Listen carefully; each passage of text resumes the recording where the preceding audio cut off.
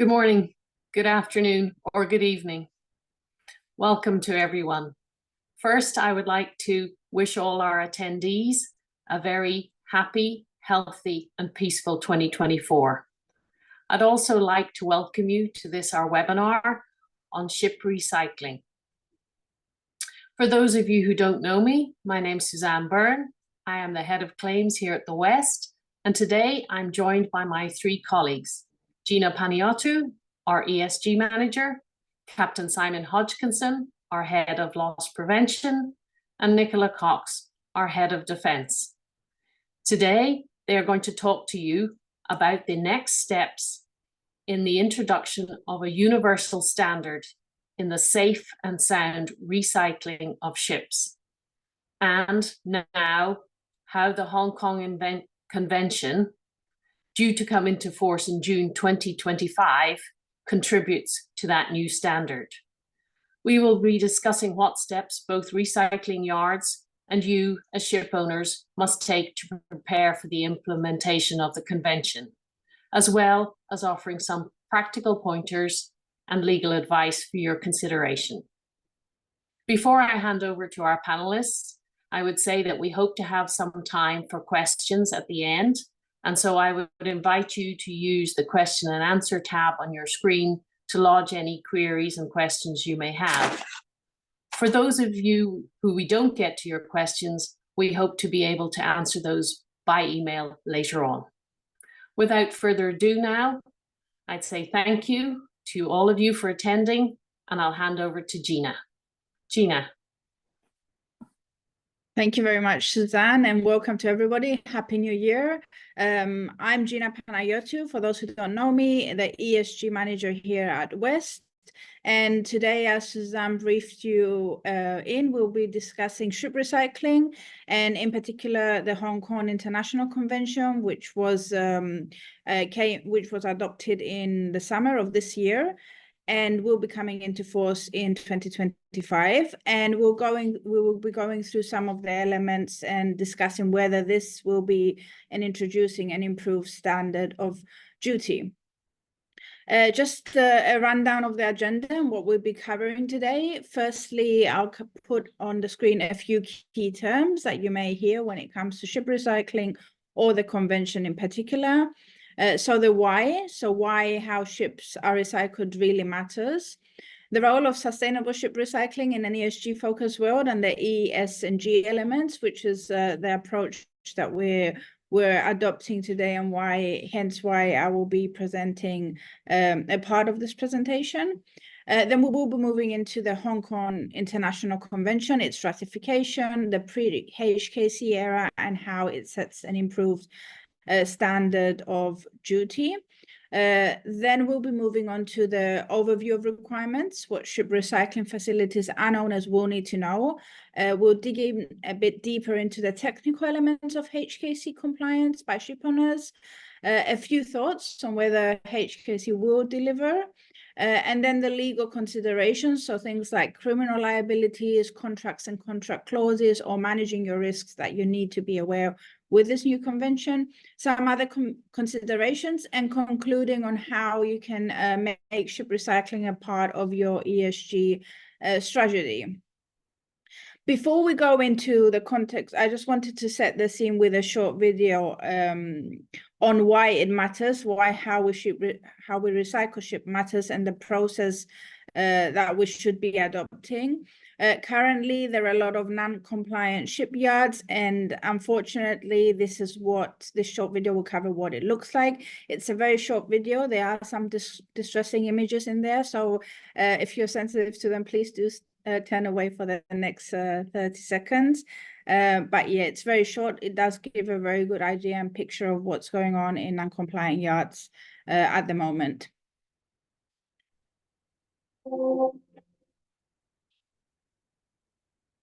The final destination for freighters from all over the world. They are scrapped on Bangladesh beaches, dismantled by an army of cheap labor. Toxic chemicals seep unchecked into the ground. Accidents are a regular occurrence. Deaths and casualties are common.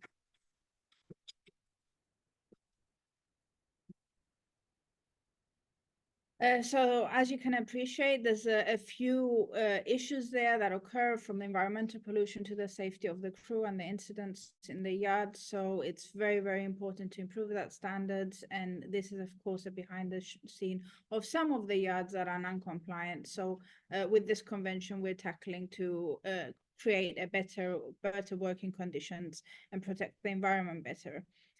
So BIMCO has estimated that more than 15,000 ships could be recycled by 2032, and that's an increase of over 100% in the last 10 years.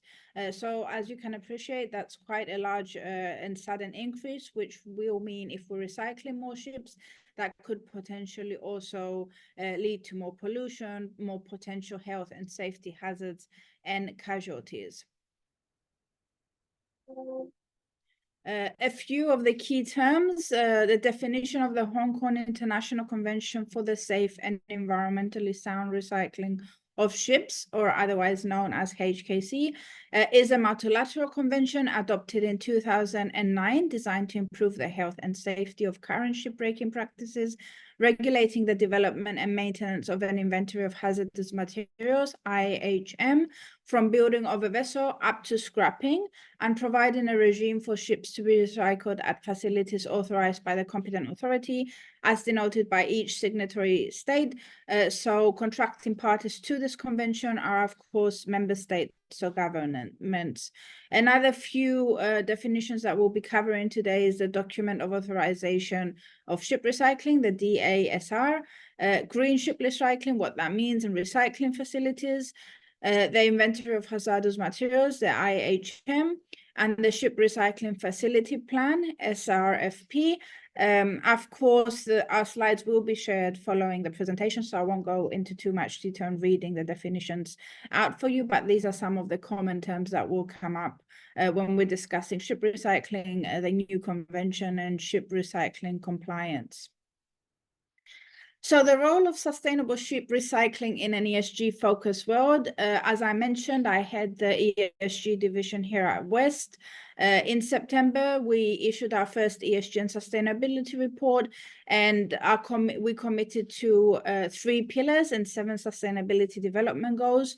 Those pillars do include supporting green shipping and healthy oceans, the seafarer well-being, which is paramount to us, and there's a lot of resources on our loss prevention site and our website on how to ensure the well-being of seafarers, and of course investing in talent.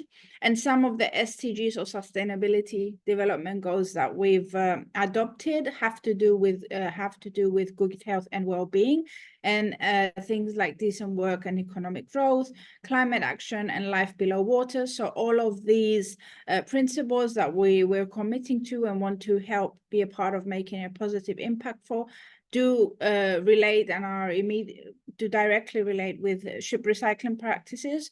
And within shipping organizations and various stakeholders, it is quite relevant how ship recycling relates to ESG principles. When it comes to the E part, you saw the brief video, a lot of toxic waste there that it is let go into the seas. So 90% of ships are still coated with between 10 and 100 MT of paint containing lead, cadmium, or organotin, arsenic, zinc, and chromium. Ships may also contain a wide range, of course, of other hazardous waste, sealants, and the rest. So the chart here shows some of the compounds that are let into the sea and create toxic waste. So this is quite important for ocean health. It impacts the biodiversity, the seawater levels, and the rest. I'm not a scientist, so I won't go into too much detail, but I think you do get the picture of how poor ship recycling practices can affect the environment. Then moving on to the S aspect of it, obviously a big part of HKC, which we will be discussing a bit later on, is the safety of the workers and the communities in which they operate. It has been described as one of the most dangerous jobs in the world, and I think it's self-explanatory. You can see why. It's also a health hazard for the communities where recycling takes place. So with crew and employee welfare becoming more important, the industry needs to ensure that they facilitate and the processes involved cater for the safety of the people and the environment. And now when it comes to the governance aspects and compliance with legislation and conventions, transparency requirements by various stakeholders on risk involved is increasing. So there's new reporting standards, there's new ESG reporting standards, there's reputational risk there. So it's quite important to increase the measures there on how you report on the operations and eliminate illegal sale of ships for scrapping. So hence that covers all elements of the E, S, and G and how the world is progressing and the maritime regulatory framework is progressing. The Hong Kong Convention, International Convention ratification in June 2023, Bangladesh and Liberia became contracted parties to it, which will make it enforceable as of 2025. These are the contracting parties which are already a member of it. The aim, as I mentioned earlier, is to improve the safety standards of ship recycling so it doesn't pose any unnecessary risks to human health and the environment, and managing, of course, hazardous materials. And it's quite important to note also that it covers the ship's entire life, so from design and construction, with implications for the shipyard, operation through the now familiar inventory of hazardous materials, preparations for recycling, and ultimately their actual recycling process in itself. Now, what has been enforced so far, the pre-HKC era, which is ongoing, of course, is the UN Basel Convention, which came into force in 1992. This required ship waste to be managed and disposed of in an environmentally friendly way with minimum transportation. The Ban Amendment to the Basel Convention, which came into force in December 2019, it prohibits hazardous waste exports from OECD and EU member states to developing countries. The EU waste shipment and EU ship recycling regulations, so the EWSR and EURR respectively. The EU EWSR imposed requirements for shipping waste within, to, and from the EU and procedures for shipping waste depending on the destination, the nature of the waste, and the processing of such waste. The EURR requires that EU flagships have an inventory of hazardous materials in place. The key differences here, which is probably one of the most important things, and how the HKC will be improving the standard, is that the Basel Convention does not address worker safety, whereas the HKC was developed with the cooperation of the International Labour Organization and the Secretariat of the Basel Convention. How HKC will be or aims to set an improved standard, as I mentioned, the safety of the people working on yard is quite paramount with this convention. Ships of 500 gross tonnage and above must have a certified IMH. Ships would mean any type whatsoever of vessel operating or having operated in the marine environment, and this will include submersibles, floating craft, floating platforms, self-elevating platforms, floating storage units, floating production storage, and the rest. So it covers a very wide range of ships, of course. The HKC sets requirements to control and document the use of certain hazardous materials, compounds, and systems which are found in the ship's structure and fitted equipment, including reporting on asbestos, oil stones, depleting substances, PCBs, antifouling compounds. And Simon will be going into more detail a bit further down this presentation. So the scope of influence, 53,000 vessels do fall under the HKC. About 30,000 vessels are already carrying an IHM certificate of compliance or statement of compliance, and around 23,000 vessels need to be equipped with one over the coming years. So it would influence the operation of shipyards, ship recycling facilities, service providers, ship owners, managers, classification societies, flag states, and competent maritime authorities. So quite a wide range of stakeholders are now called to improve the sense of the standards and sense of duty. A brief overview of the requirements. So what does this actually mean for ship recycling facilities? A DASR will be required by member states as party to the HKC, who will have to develop a mechanism of authorizing the ship recycling facilities to ensure compliance with the convention. The DASR will be valid for a maximum of 5 years, and authorized ship recycling facilities will only accept ships that comply with HKC and thus are authorized to recycle. The facilities would need to prepare a ship recycling facility plan, which shall include a compliant process with the HKC, and this incorporates all ESG elements actually. So from the environmental side, they need to have a policy for ensuring safety and protection of the environment. On the social side, there has to be adequate training programs for safe and environmentally sound operations of the SRF, and a really robust emergency preparedness and response plan if anything goes wrong. On the governance side, they need to have a very strict record-keeping system in place and a system for reporting emissions, accidents, incidents, occupational diseases, and other adverse effects to worker safety and the environment. And on that note, moving on to the overview of requirements from a more technical point of view, I'll give the floor to Simon Hodgkinson, who is our Global Head of Loss Prevention, to cover the more technical elements of this of today's discussion. Simon, over to you. Thank you, Gina.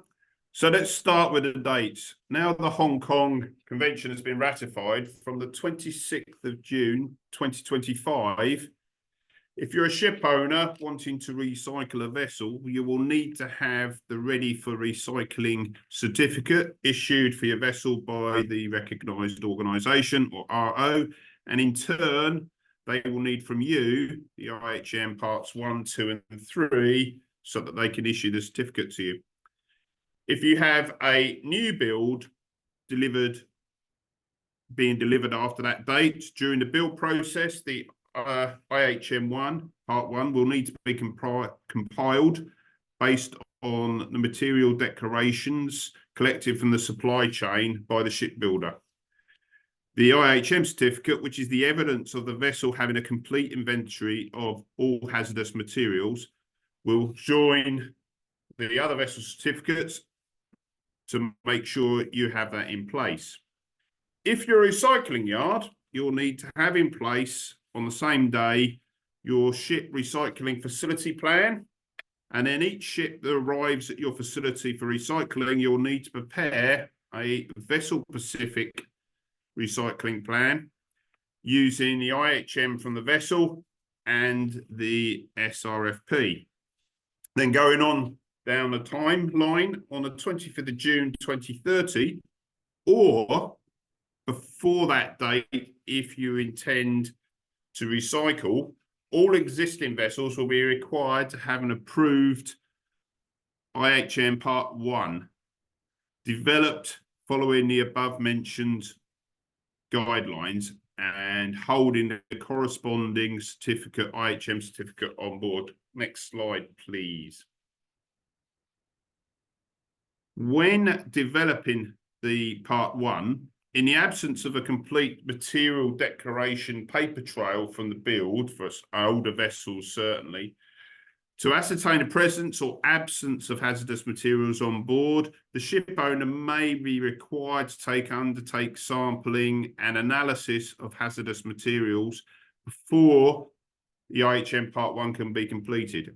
It's recommended that this is completed and then the certificate is issued, so all the ship certificates are harmonised going forward. When preparing to send your vessel for recycling, you then have to look at Parts 2 and Part 3. Part 2 are the vessel waste that will be on board the vessel on arrival at the recycling yard. Examples are residue in the slop tanks, residues in the fuel tanks. Then Part 3 are the spare parts that will be on board the vessel and are required for the final voyage and are then left on board. Examples of this might include things like gaskets and filters, anything that has hazardous materials in it. Next slide, please. If the vessel's flagged under the EU or an extended European Union member state, an IHM certificate issued from the EU SRR is required. So if this is going forward in time, so if you already have a Hong Kong Convention IHM and your vessel's going to trade to Europe, for example, the compliance declaration will need to be converted to an EU IHM certificate. Due to the slightly more stringent requirements that the EU put in force while waiting for the Hong Kong Convention to come in, if you look on the screen, you'll see in each section, the last item, so the PFOSS, and at the bottom one is the HBCDD, are needed on top of the Hong Kong Convention. So you might need to do additional samplings, checks, or requests for documents to make sure that you're not in breach of these. An updated IHM, an investigation report, so then submitted to your RO for approval, and an initial survey is required to verify the content, and then your SRR certificate can be issued after completion, and that also runs on a 5-year cycle, the same as the Hong Kong Convention certificates. Next slide, please. The IHM needs to be kept up to date throughout the life of the vessel going forward. So you'll be required to have a procedure to show that it's looked at on a regular basis and after dry docks or maintenance periods. And you also have to assign a responsible person within the company. So, for example, this might be your superintendent. As equipment or components are added or removed, or a very common one that will come up will be a change of anti-fouling. You'll be required to update your files. Once your files are updated, then your certificate will be checked, but that's only checked at the 5th year, but you'll be required to prove that during the period of the previous 5 years, during the renewal of the certificate, that you've kept this documentation updated and you haven't done it the day before the survey. One final point before, or two final points before I pass back to Gina is first, Port State Control are tasked with confirming compliance, so that be aware that they will start to look at the certificates on board the vessel. And finally, a loss prevention recommend that vessels are kept to the EU SSR procedure because that's slightly higher level, but both work the same way and reduce issues depending on your trade or if your trade was to change. Thank you. Back to you, Gina. Thank you. Thanks so much for that, Simon. And I guess now that we've covered the technical aspects and some background, the next question is, will the HKC deliver? So 80% of the world ship recycling facilities are actually located within the 23 contracting member states who are party to the HKC. So that in itself means that it covers quite a great range, and it has quite a bit of influence on the standards. The standards have been raised significantly and are expected to continue improving between now and when the HKC does enter into force, and especially when we see some clarity in what I will be discussing in a second. So currently, and Simon did touch upon it, we do have some regulatory mismatch. So the HKC does overlap with other global and regional regimes and regulations which came into force in anticipation of the HKC being ratified. So there is a lack of uniformity between, for example, the EU SR and HKC authorizations issued under the shipyard certification process. Shipyards possessing a certificate compliant with HKC would not necessarily qualify for the European list of approved shipyards. Ships might be outside the EU SR but fall within the ESWR, prohibiting recycling in a non-OECD country. And as a result of that, even if the European list was to include a non-OECD country yard, ships covered by the ESWR would be prohibited from being recycled there. And by contrast, the ESWR ships could be recycled in an OECD yard, even if it's not on the EU list. So there's quite a few things there that need to be smoothened out, and that's where the role of the IMO comes in over the next 10 years and lead it up to its the HKC coming into force. It's very crucial to ensure smooth and efficient compliance and clarity in this mismatch. There is an urgent need for relevant authorities to create some legal certainty around it and unravel the mismatch of the various legislative frameworks to allow the HKC to become the one global standard applying for ship recycling. And Nicola will be shortly going into the more contractual elements there, but it is important to also understand that at this stage, it's always good to get advice where you're confused about it. And some main reason would probably be the first part of legal considerations is that with this regulation, there are criminal liabilities involved, not so much with the HKC at the moment, but under the ESWR, liability is not limited to the waste holder or legal owner of the waste, but can also attach to secondary parties, such as the directors actually of a company, of shipowning companies, and even insurance. You might have came across some of these titles over the past few years. The Rotterdam court convicts sea trade for trafficking of toxic ships, ship owners under pressure over demolition deals. There's raids, there's prison sentences involved. So it's quite important to understand that with this regulation, and as the standard is improving and as there's more need and we're seeing more transparency, it's very important to make sure you're understanding what are your liabilities, what are your responsibilities as an owner when it comes to scrapping. And on that note, I will be passing on to Nicola, who will be covering the more contractual elements and the legal considerations from a contractual side and explain some of the measures on how we can mitigate risk. So on that note, Nicola, over to you. Thank you very much, Gina. Yes, I'm talking a little bit about the legal considerations, and I'll be discussing mainly, Gina's touched on the criminal sanctions, and I'll be dealing with two contracts that relate to ship recycling. Firstly, I'll be talking about where a ship is being sold expressly for recycling and the BIMCO's RecycleCon that you can see in front of you. And secondly, I'll be discussing the opposite situation, i.e. where a ship is being sold under what you might say a normal MOA or ship sale contract, i.e. for continued trading, not for recycling, and where the seller wants to protect himself in case after the sale, the buyer scraps a vessel or sells a vessel for scrap in breach of the regulations, and the seller wants to make sure that he's not going to find himself accused or liable for that scrapping in breach of the regulations. So as I say, so the first part, where the ship is being sold expressly for recycling, we have the BIMCO's RecycleCon. It is a contract that shares many of the similar features of a normal MOA or ship sale contract, although it has been amended specifically for recycling. And I'll be discussing really just the differences between the RecycleCon and what you would expect to see in a normal MOA or ship sale contract.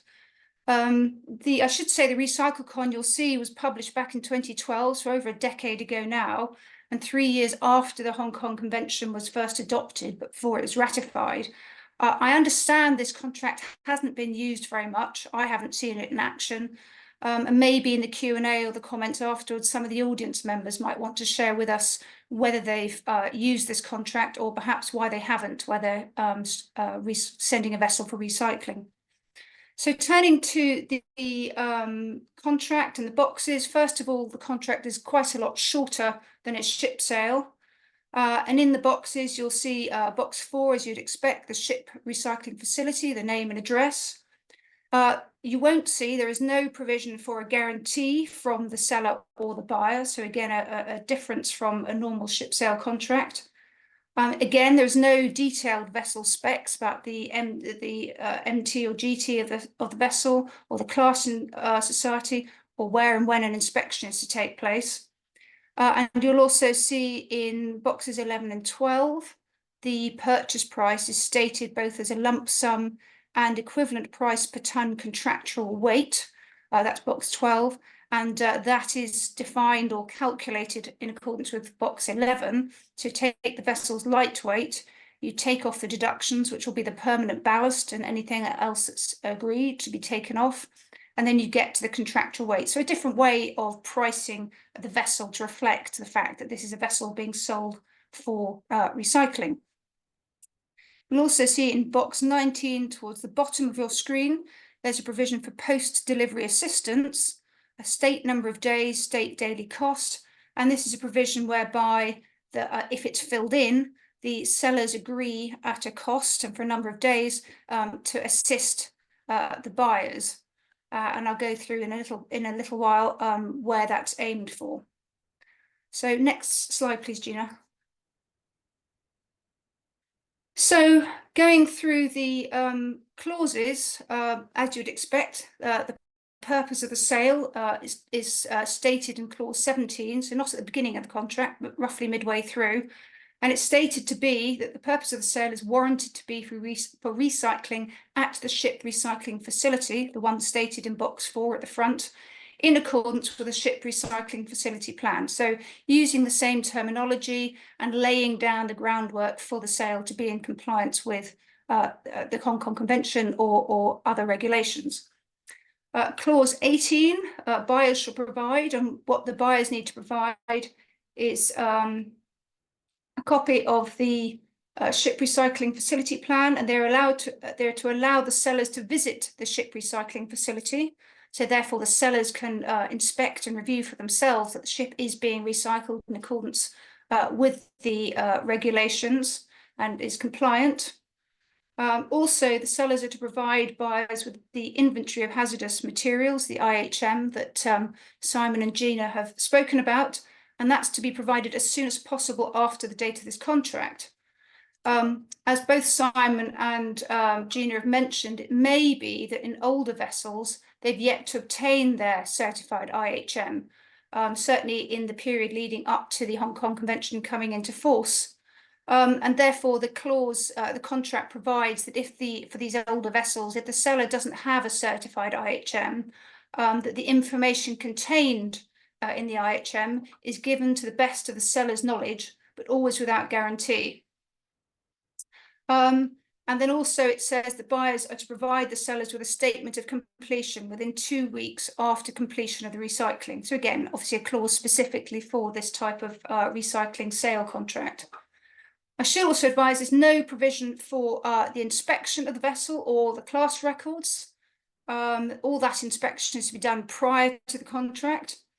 And instead, actually, the only clause that deals at all or touches on the condition of the vessel is sort of fairly obliquely. Clause 8 provides that when the vessel is physically ready for delivery, sellers shall give a written notice of readiness. And clause 9 states the vessel is delivered at the place of delivery under her own power with main engine and all generators in working condition, safely afloat, substantially intact, free of cargo, with anchors in place, unless stated otherwise. So again, it's very much the only other clause is the vessels to be delivered without stowaways or contraband cargo on board.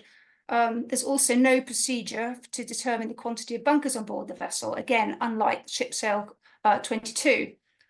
So as to complement this, it's a very different nature of contract, and this is stated in clause 2, which provides that the contract is an outright sale, and also that sellers are not liable for any representations regarding the overall condition of the vessel, save for the vessel details. So this is very much making it clear the nature of this contract is, you might say under English law, what's called caveat emptor. Therefore, as the buyer, you have to have satisfied yourself as to what you're buying, and it will be very difficult to obtain any recourse or sue the seller for any misdescription of the vessel. It's very much up to you to have satisfied yourself with this prior to the sale. The only perhaps similarity in this regard with a ship sale contract is that the recycle con contains the normal clauses that sellers warrant that the vessel is free from encumbrances and liens. So that is probably one of the few comforts that the buyer will have from the contract. Under clause, then going on to some of the other clauses, clause 11 provides for post-delivery assistance by the sellers, as I mentioned at the beginning, if the boxes are filled out in box 19. And the BIMCO explanatory note states this is predominantly aimed for whether recycling is not taking place at a recycling yard. And the buyers are also to assist in the safe disembarkation of the crew.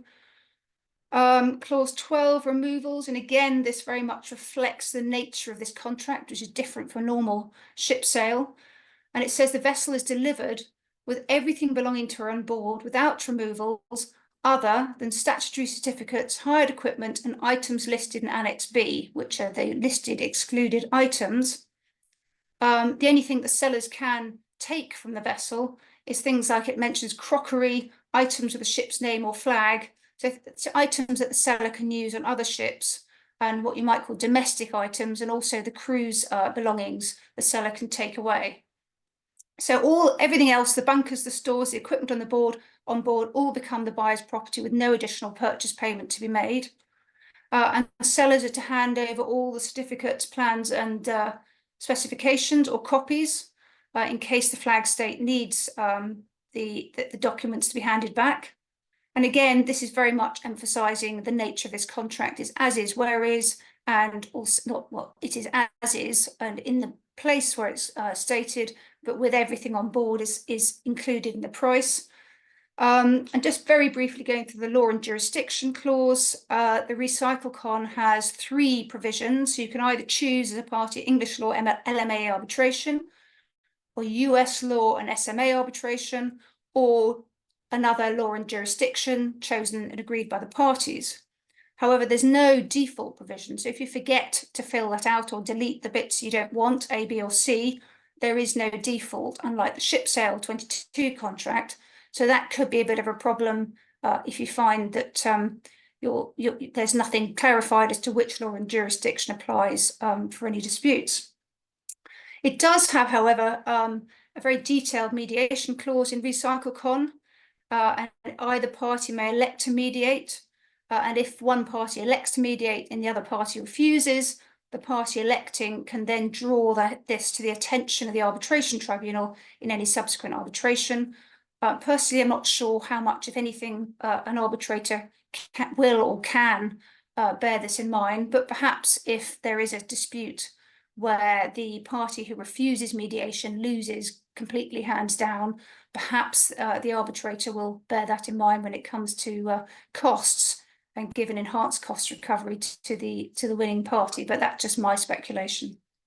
Next slide, please, Gina.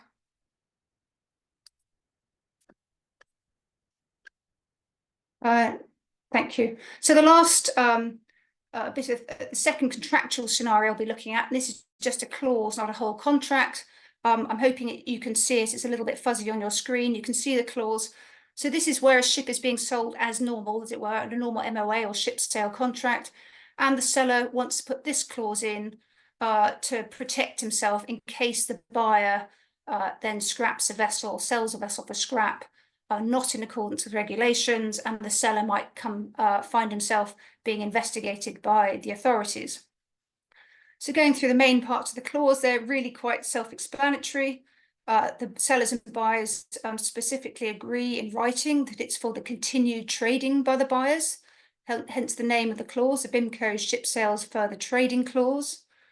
Also, the buyer undertakes that for the applicable period, which the parties agree, the buyer will continue to trade the vessel, or if the buyer sells the vessel during the applicable period, the buyer will ensure that this same clause or similar clause is put into the new sale contract, and that the buyer here will exercise due diligence to make sure that this is a sale for continued trading and not a disguised sham ship recycling ship destruction contract. Also, little clauses D to F are all about the compensation, basically, if the buyers breach the clause. So it's provided that in little d, if the buyers are in breach, then the buyers are to pay a fixed amount by way of liquidated damages and not as a penalty. which the parties agree is a legitimate and fair estimate of the seller's anticipated damages. And that's because the damages that the sellers would sustain would be difficult to ascertain. Now, it's a valiant effort under D(1) to put in a figure, but unfortunately, under English law at least, the fact that the parties say a fixed sum of liquidated damages, not a penalty, is neither here nor there. Well, it's of little relevance that any court or tribunal will actually look at the actual amount and whether it does properly reflect the likely amount of damages. So it may be unenforceable. Under little 2, alternatively, the parties can agree to simply claim damages for losses suffered without stating a specific figure. Little E specifies that it's the sellers may seek injunctive or other equitable relief, i.e. in addition to the provisions of clause D. Nothing wrong with it, but slightly odd clause, because under English law, you would always have common law and equitable relief without stating so. And little F, probably this is the most practically important for the parties. This provides that the sellers can produce this clause, this contract, the MOA sale, in case they are accused of having scrapped the vessel in breach of regulations. And presumably this clause will override any other clauses in the MOA or the ship sale as normal, which provides the ship sale contract is private and confidential to the parties. So presumably by having this express clause in the contract, this will override it so that sellers can bring the contract or this clause to the regulatory authorities' view. However, there is only so much that a contract or a contract clause can do. It's very unlikely that even if you put this clause in, that it's a fail-safe. So if there is a suspicion by the authorities that the vessel has been sold by scrapping, the authorities are likely to look beyond this contract clause and look at the documents and the sale price versus scrap price, etc. The only general comment I'd have is perhaps a pity that the clause didn't go further.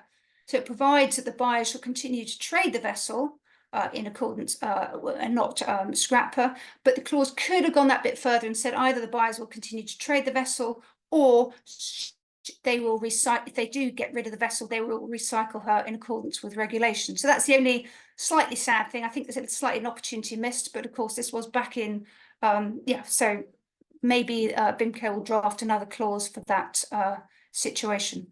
So that's all I have to say on the contractual provisions, and I think it's back to you, Gina, please. Yes, it is. Thanks so much for that, Nicola. So having covered the criminal part of it, the technical aspects, the contractual and the differences between the contracts and suggested contracts, there's some other considerations that we thought it would be worth discussing today. So the one big debate is, of course, the adequacy of approved shipyard lists. There's different views on this as to whether there are enough approved facilities to satisfy the recycling demands, but also jurisdictionally. So the European Community of Shipowners Association has requested that the EU has a wider geographical spread of yards included on this list. For yards in non-OECD countries, the Basel ban amendment does not prevent a vessel from being exported to a yard in a non-OECD country for recycling, providing that the yard is authorized by national authorities under the HKC or is on the European list, which will supersede the Basel Convention if they impose environmentally sound waste disposal standards at least equivalent to those under the Basel Convention. Therefore, the EU is in principle positive to including yards, for example, in India or Bangladesh, as long as they satisfy the requirements. Another big discussion, of course, in all elements of maritime legislation and regulation, and which does touch upon ship recycling, is the just transition and creating a level playing field in yard assessments. So there is a need, of course, to transform the ship recycling industry, but by leaving no one behind, and creating an industry that is good not only for the planet, but for the workers as well, and having a level playing field in regulation. which is why the IMO over the next 2 years will be smoothing out any mismatches, hopefully, and create some clarity on that. And there needs to be, of course, a level playing field in how the actual yards are assessed, as this is a big part of HKC compliance. And on concluding, how ship recycling now can be a part of an ESG strategy. So a robust ship recycling policy within the overall ESG strategy is quite vital. ESG reporting, as I mentioned earlier on, is becoming more standardized. Companies will be expected to provide very clear and measurable actions. And actually, this is in a way a win-win, because ship recycling is an ESG metric that can be clearly illustrated in your reporting frameworks. You can illustrate the policies that you have in place, the KYC procedures, and of course, all the documentation that address all three elements of how you're considering and factoring in ESG in your decisions. Some key elements also to consider: have a ship recycling strategy in place for all vessels, from new buildings to the current trading fleet to those ships ready for recycling, with a stringent vetting and KYC process of your yards, of your suppliers, potential buyers, older vessels, things like what Nicola mentioned on putting the clauses in place and making sure that contractually you're also covered. You've received the relevant advice for this. And a big thing here, and I'll mention it, I can't highlight it enough, you should not only be thinking of creating a strategy around your fleet that is growing or in age and is going towards recycling. The sooner you put these practices in place, the better, and you should even be considering from the fleets that you are building. For new ships, these vessels must be contracted to include an extensive IHM at the time of delivery. So this is mandatory by law. For existing ships, which do not currently hold an approved IHM, such should be prepared or a third-party company appointed as soon as to undertake sampling and analysis of hazardous materials.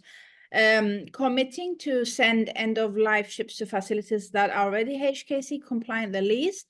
And if you want to be going the extra mile, you can also consider things like checks of safety records of the yards, other indicators of good practices and workers' welfare. Like one example would be whether they have a trade union or facilities within their premises to attend to any incidents that may happen as soon as possible and mitigate the damage. An important note, I said this earlier, regardless of the age of the fleet, owners should take steps to understand the regulatory environment surrounding ship recycling very well and have in place a ship recycling policy that reflects their obligations and the wider environmental commitments.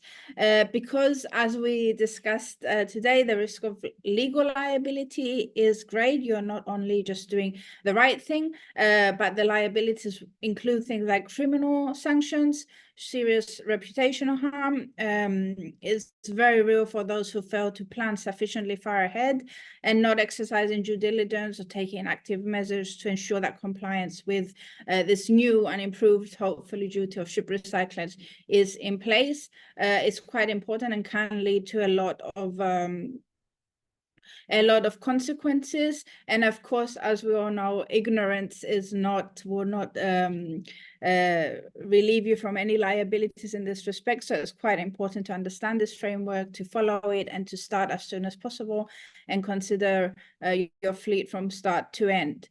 And on that note, I think that's where we close today's discussion, and we'll be happy to take any questions. I'll hand over to Suzanne to cover that aspect. And of course, it says our contact details. If you want to reach us privately via email, we'll be happy to answer any questions or thoughts or concerns. Thank you. Thank you, Gina. We have a couple of questions. We have a few minutes left, so I hope that we'll be able to answer those in the time allocated to us. So the first question is, are there any errors or omissions that you see frequently that appear on the inventory? And I think that's a question for you, Simon.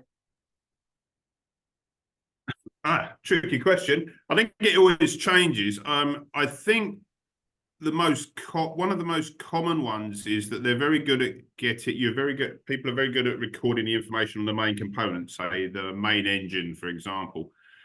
But often they forget that the components attached to the main engine are also part of it. So the pipework running into the main engine, the filter systems often are missed. So I would say that's probably the biggest risk. So it's following the system, or you're required to follow the system the whole way down the line.